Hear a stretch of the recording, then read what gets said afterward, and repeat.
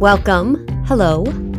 This is a podcast called Everything's Relative, and I am Eve Sturgis. A few years ago, I found out that the availability of DNA tests is totally messing lives up, turning worlds upside down, and exposing all sorts of family secrets. And it's also creating lots of connections for people. New siblings, new family, new ethnicities, religions, lifestyles. So I made a podcast about it. Welcome if you're new here. Welcome back if you've been around for a while. One thing I like to do that I didn't do last episode was acknowledge what is going on in the world today. And I like to do that because I consider the DNA phenomenon as a very particular time in history that won't happen again as old generations pass away and as the new generations use DNA for everything, so there won't be so many secrets. And I think also that it's important to know where we are in the world because these are the contexts in which we are navigating these wild discoveries in our personal lives. It matters what kind of things are happening around us, to us, with us. For one easy example that everyone can relate to on one level or another, it's very different to manage a shocking DNA discovery in the middle of a pandemic than when we didn't have a pandemic. And if you don't think following the politics around reproductive rights is important within our experience, well, I just don't know what to tell you. So you should know now. I am an intersectional feminist, and if that bothers you, this might not be the podcast for you. So all of that said, hi! I'm season 4. It's season 4, and I'm Eve Sturgis. I am recording this in winter, and you're probably listening to it in early spring of 2022. Two very huge, important issues pulsing through our nation right now are voting rights and abortion rights. We'll see where we're at by the time this episode airs, but I don't feel optimistic, TBH. Adoption is often, if not always, offered as an antidote to abortion. I bring that up because today's episode, I talk with Heidy Marble from the project that is a website, a podcast, and a community called Pulled by the Root, which is dedicated to the adoption discussion. This season, more than ever, I feel dedicated to exploring all aspects of the DNA discovery world.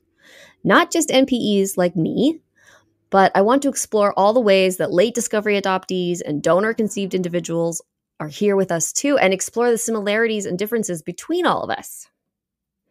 I was thrilled to meet Heidy at an online Zoom event hosted by Right to Know, and she was kind enough to spend some time with me on a gray morning so I could learn more about her personal story and the story of her projects at Pulled by the Root.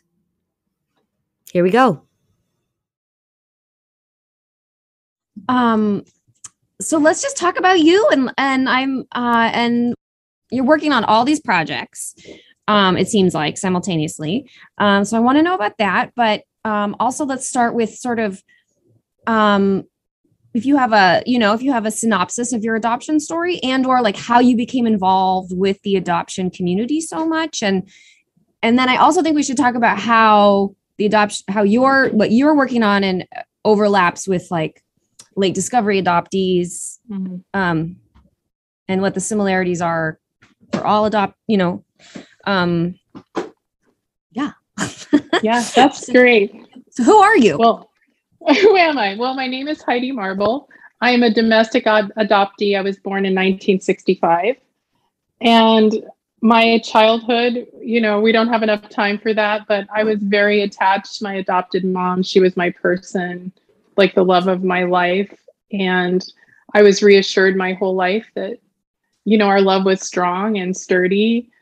My grandmother was also an amazing person, my adopted grandmother. My father was a little bit on the rough side. So. Oh, okay. Did you know you were adopted?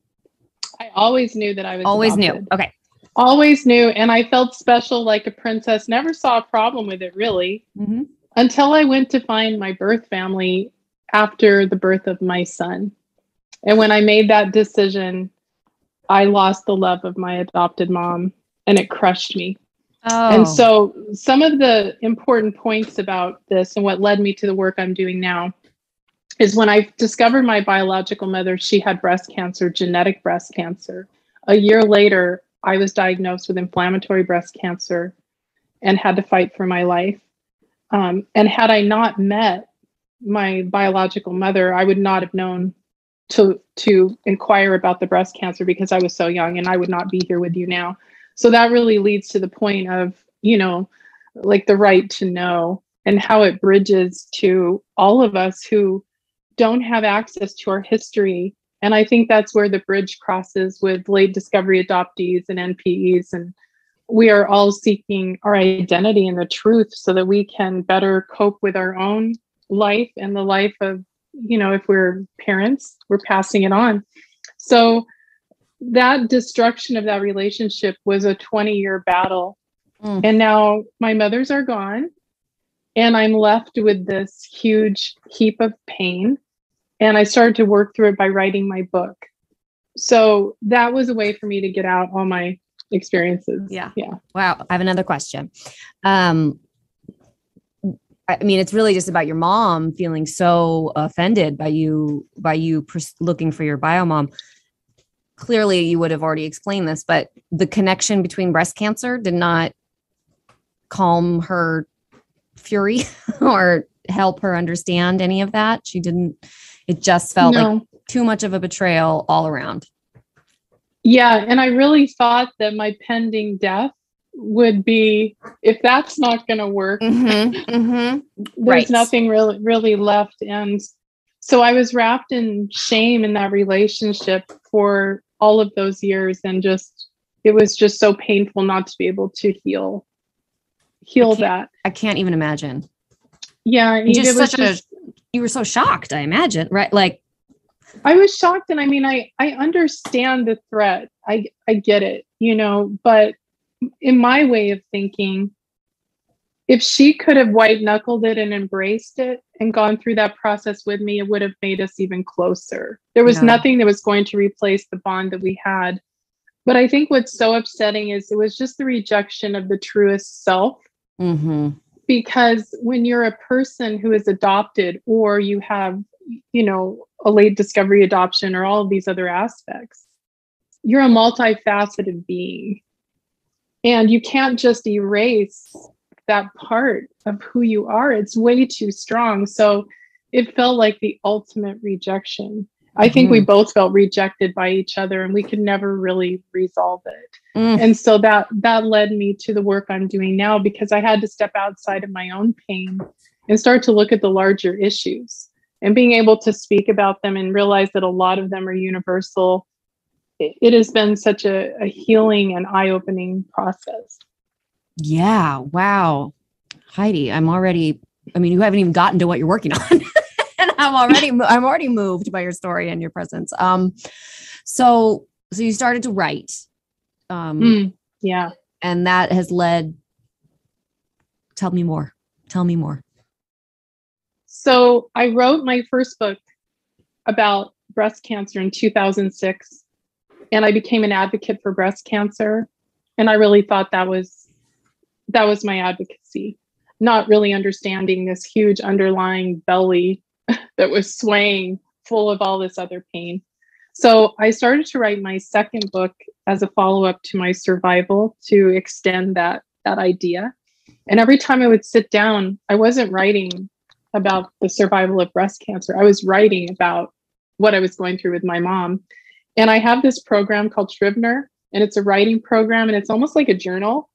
And I wasn't really rereading my writing. So I'm at 10 years, I'm just going to my computer and flooding it with my feelings. And when my adopted mom passed away, I thought, you know what, maybe I'll just print off that writing and see what I had.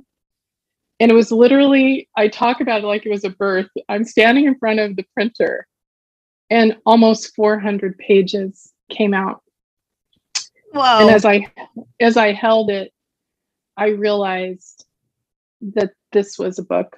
I mean, it was obviously rough, and we're still beating on it, trying to get the best out of it. But I held it and I said, oh my gosh. And that was that epiphany. There are times in our life when we have the turning points, and I held it, and I literally came up with the title right there by myself, holding this. And I said, I have been pulled by the root. Yeah. Wow. And that's what this is. Which and is, so, yeah. it's also, I mean, when you talked about how it was like birthing something, even pulled by the root is sort of, there's so much to unpack about that title. Yeah. And at that point I felt so untethered. Mm-hmm. And being able to really work on the writing, it was so excruciating. I still have a hard time going to my writing desk. I'm kind of like a cat, going sideways. I'm like, I don't know. It's such painful work, the soul excavation. So when I got to the point where I felt like the book was almost ready to, get out there in the world, we're still working on it. But someone advised me that, maybe you should do more with this. Mm-hmm. And that's when I started doing the podcast, and never thought in a million years it would be one of the greatest gifts of my life. It's just been incredible. So that has led us to this journey where we're able to really be in a sacred space with others and hear their stories and connect globally with each other in this big, huge family of people who simply just want to be seen, heard, and acknowledged. Right. Like all the layers are important, and all these people are asking for that. And it seems amazing that it's not just a given at this point, and I know that it's partly because people are operating in isolated family experiences, but clearly there's a message that's not spreading. There's clearly, I don't know, the adoption culture is just falling. I don't want to just say I don't want to just talk about it like the negative things, but it's falling short because all these people are coming and saying we have to talk about all these things. Yeah, well, I'll speak for you, because I think it's, sadly, the more that I learn and the more I understand, because I was, as a lot of people in adoptee land call it, the fog, where you're in this level of denial because of what you've been told. You're special, you're chosen, you're saved. Society looks at the situation like this baby that was going to be discarded now has a home. And all of those narratives have built this false premises around what is really happening. And what is really happening is trauma at the most vulnerable space. Trauma of birth mother, trauma of baby, trauma of adopted families who maybe are infertile or cannot have children. And that's a very sad and difficult thing. But, I have to kind of, really push for the baby, because the most vulnerable party is between all of this mix. And I think what's missing so deeply in the adoption process is I just don't think people are getting the proper help and counseling. I think because it's monetized, that creates a lot of corruption and a lot of really inhumane choices. And the more you look into adoption history, the more disturbing it becomes. I saw that you interviewed Gabby Glaser, an American. She's so good. She's so great. An American Baby blew my mind. If you had told me like adoption is a corrupt industry, I would have been like, okay, sure it is. Like everything in America, in a few instances, right? Yeah. Like, or whatever. Like, okay, but reading her book, I mean, I'm getting goosebumps right now just thinking about it. I completely agree, because Margaret, the birth mother in the story, you really get to sink into what her experience was, and especially for adoptees in my era, because I'm 56, the baby scoop era, where there was, and there's still shame, but single motherhood, and there was no birth control, or you could only get birth control if you were married. So there were all these layers, and so women were just sent away. Yeah, like my birth mom was sent 3,000 miles away, and shamed in doing so. And so you think about that, and in that story, American Baby, I think it's really important to read for anyone. Understand. I think everyone should read that book. I completely agree. Everyone should read that book. Yep. Definitely, Eve. No question. Yeah. So, I don't mean to be a naysayer. I just think there's a lot of work that needs to be done. There's a lot of suffering that doesn't need to happen. Right. Right. So much suffering. And it seems to me that because it's not acknowledged, it then has nowhere to go. So it becomes, I always right. do. I always do this. I struggle with vocabulary a lot, or the words or how to describe something, but it just feels like these things are existing, even if we don't talk about it or know they're there. So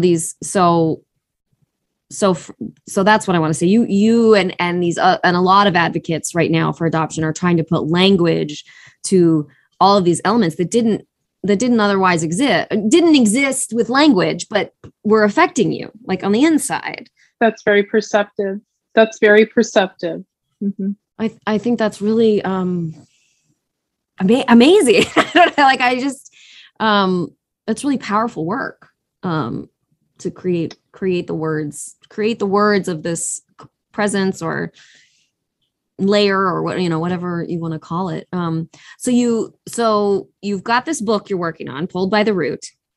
Yeah. And that is primarily a sort of journal, a journal of your journey with your mom and your adopted mom.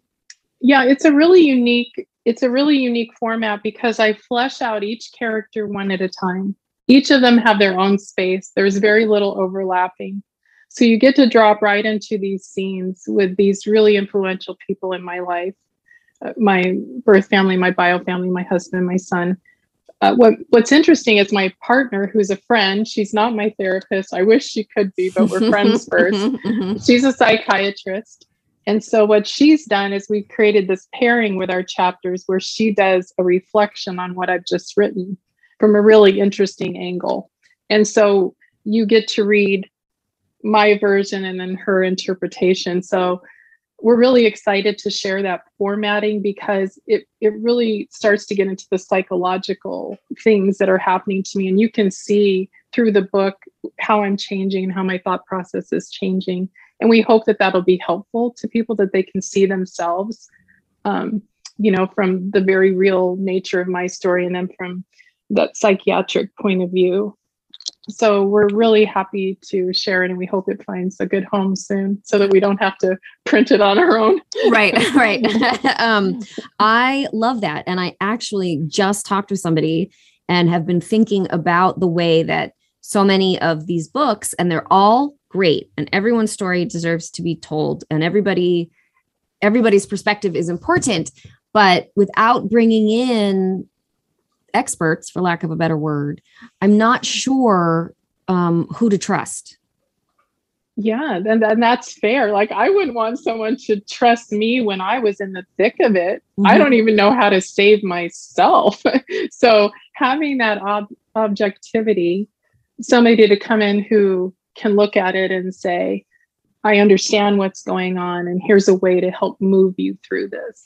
Yeah. That feels like there's a not a solution, but a direction.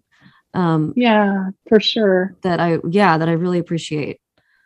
Very cool. Thank you. Yeah. Thank you. And then you're doing the podcast, and yes. And is that something that you do year round? Do they come out every week? Tell me, or it's once a month, or what?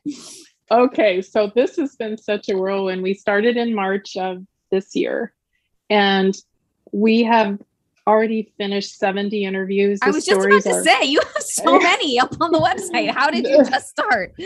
I have no idea, but it just happened, and it was such an immersive experience that I'm interviewing almost full time. And so luckily our podcast guests are really patient because it can take months for their episodes to be released. So we're doing one a week because we want to take really good care of their story. So everybody is being so kind, but that way I'm not turning anyone away. People that are coming, I feel there's a reason they're coming to us. And right now it's manageable as long as they're patient. Sure. But I'm so excited to release the conversations because they are just, oh my goodness, they're so incredible. And just listening to everyone's hearts and their desire to make a difference, their desire to find healing and peace in their own lives. And it's so global, it's so universal, and it helps pull us out of the isolation of our own experience. So yeah, I don't know if that answered your question. Yeah. I mean, yeah. So I'm like, 70 is amazing. Yeah. And they're all coming to you saying, they're all contacting you saying, I heard your podcast. I think I have something I'd like to share. Yeah, there's definitely people that I've pursued that other people have told me about. And that's been really cool too, to learn about other people's work through other people. So it's almost like this community saying, oh, have you talked to this person? Oh my gosh, this person would be great. And so for the most part, I'd say 95% are just finding us, but there's that 5% that have been recommended or that I've discovered in some way. And so it's all feels kind of oddly intentional. Yeah. Well, that's actually, I think I would probably describe mine the exact same way. 95% is people coming to me, which I just think speaks to the power of talking with someone. It speaks, people want to tell their story. They want to be listened to for an hour. And they also recognize the service, being of service in a way that is so personalized to them. Yeah. So it doesn't surprise me that people are contacting you from all over, but I think that's so neat. And such a, if anything, like such a testimony to what you're doing. That thank you, Eve. You know, I just feel like I'm just humbled by all of it. And it's just this experience. I was telling somebody the other day when I first started, I was so deeply affected by the stories that I could barely recover after an interview. I would just lose it. And I thought, who am I, this unhealed person, to be here? But I'm like, I'm not trying to give anyone advice. I'm just here with you, sharing this experience of this healing journey. And what's interesting is I've felt my own healing transpire. And now I get so involved in the conversation that when it's done, what I imagine is this beautiful wind coming through and just taking it off of me, not in a bad way, but in a good way, and just letting it rise, let the story rise, not letting all the pain like infiltrate as deeply. And that's not to say I feel it, every bit of it, but I don't have to take a nap. I don't have to collapse. I don't have to. So, and I'm sure as a therapist, you know, you guys are skilled and trained to be able to hear and have compassion for stories, but still have the strength to continue to listen. And I realize that I'm learning more how to do that so I can show up and be more effective. I think obviously, I think that like my training as a therapist has worked out to really help me with the podcast, but it still feels like I'm wearing different hats. And I think all people, including therapists, it's always, I think, part of growing and learning is how to take in other people's stories and take them in and let them go. And everybody has to learn how to do that on their own. The wind vision that you just described, though, I really like that imagery. I may work on that one. Well, thank you. Yeah, no, it just helps. It just helps me because I'm so immersed in it that it's just almost like a cleansing feeling. And that's not a bad thing. It's just a refresh. Like I felt that I was with you in it, and now we're going to release it in this podcast format into the world. It's almost like a balloon that can just let go. And now this beautiful thing we just did can go have its life. Right. So, right. Yeah. Oh, that's beautiful. Are you also still working on a documentary of some kind? Is there a cinematic element to your project? Okay, so when I was going through breast cancer, we got funding for a documentary about all of that. And we filmed for 3 years. And then it all fell apart. It was very heartbreaking. So I have all of that footage, and I've always had the desire to bring it to life. So we have heavily pursued documentary series, and it's just very, very difficult. The last news we got is that, if we show up with $1 million, we're greenlit. And I'm like, well, that ain't happening. So what let me just pull out $1 million. Yes. What we're considering as a team now, what we'd like to do, especially after the first of the year, is to be able to film people's stories and do shorts where we create our own space for visual content. And it would kind of be a hybrid or a different idea that we could actually still do, that's not dependent on 3 to 5 years of chasing down something, because the time is now. Yeah. And we really don't want to wait. And we have a team of really talented people. So I'm excited to see how we can take that visual element and create, really, really embellish the story. Because for me, being a creative human, I love like all the bells and whistles. And for me, video is so great because you have words, you have music, you have all of the things. So ideally, that would be a really fantastic way to elevate people's stories.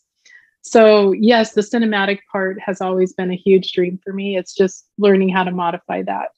Right. The medium is changing a lot. But if there was any time to just create your own platform, now is it. So, Right. So that's great. That's a great pivot. Cool. And if you, if you were going to give somebody advice right now, I often ask people if somebody has, because I mostly interview NPEs. I mostly talk with NPEs, and I often ask at the end, if you had one, if somebody has just found out, what is the advice that you have for them? So if that question applies to you, like I'd love to hear what you have to say, or what is the message that you want people to know when they come to the Pulled by the Root community? Well, first of all, I know that our subject matter is focused on adoption, but there are so many bridges to your community, to the NPE community, because we are struggling with the same things. Mm-hmm. Identity, secrecy, shame, the shock of learning that what you thought to be true was not true.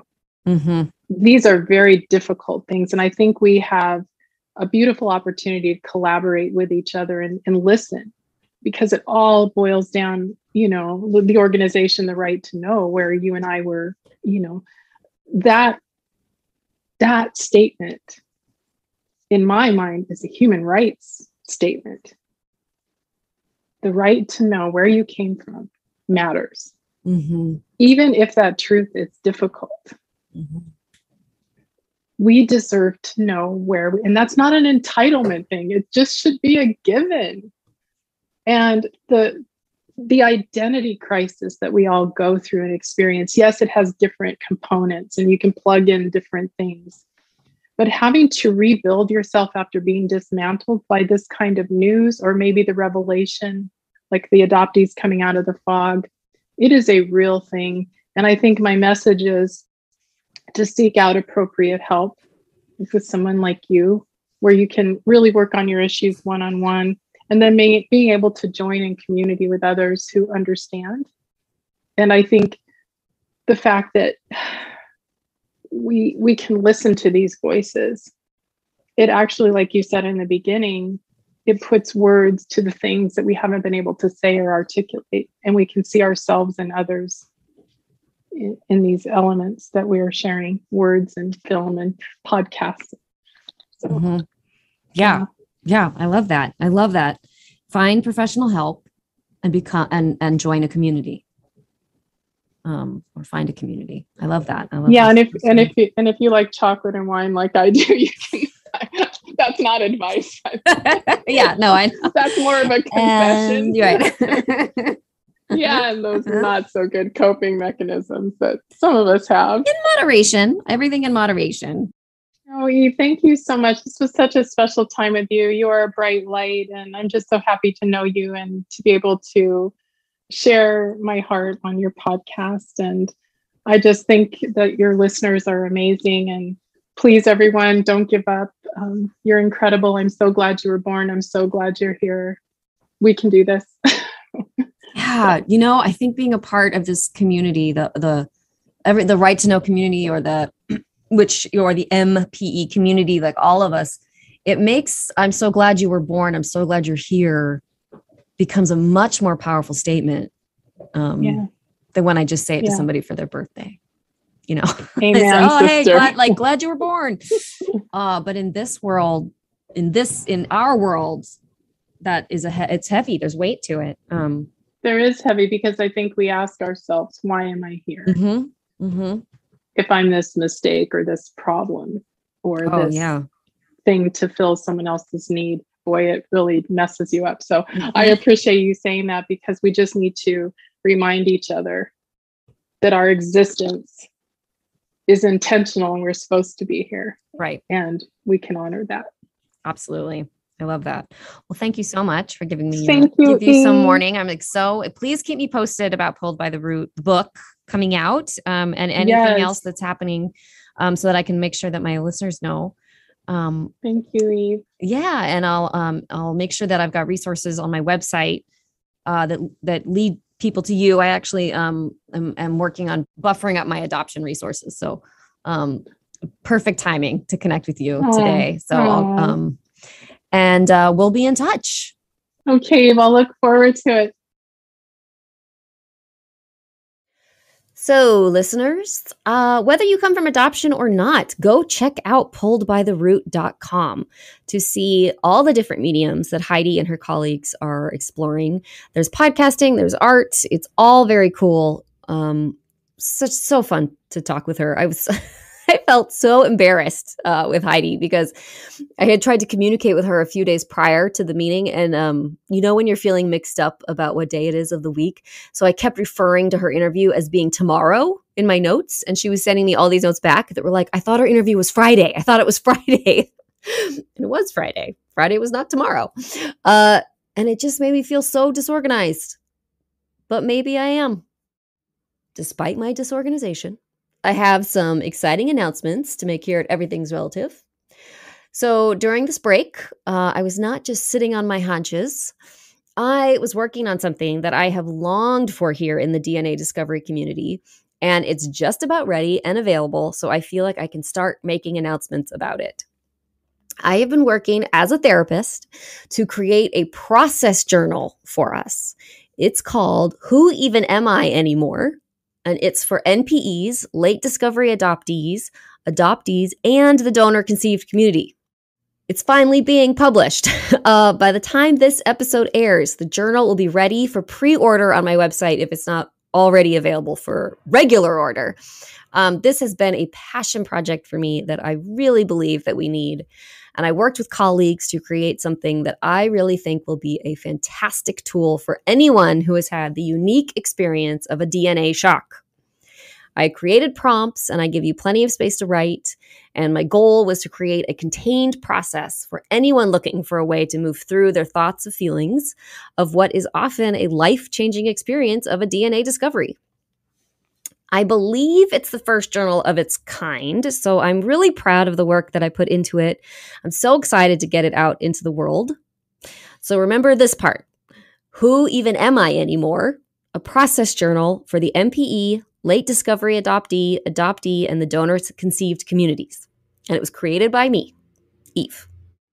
And hey, in the meantime, keep coming back here to this podcast and be a part of this project with me.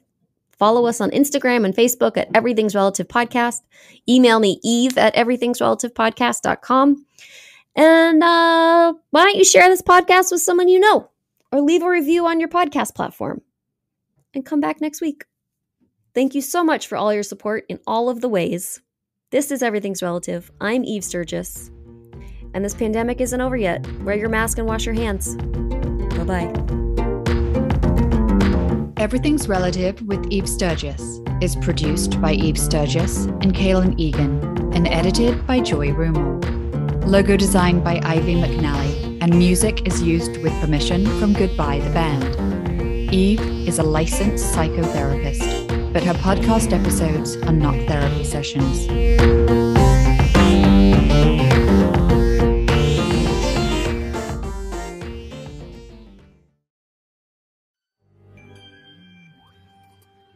Ever wanted to hear from the neighbor at 9 Cloverfield Lane? Or what if I told you that Dr. Loomis's worst patient wasn't Michael Myers? I'm Adam Peacock, host of the podcast My Neighbors Are Dead. Join me each week as I talk to the lesser-known characters from your favorite horror films. Each week is an all-new, fully improvised journey into the unknown featuring friends and luminaries from the worlds of comedy, horror, and beyond. New episodes every Tuesday on Campfire Media. Subscribe now on Apple Podcasts or wherever you listen.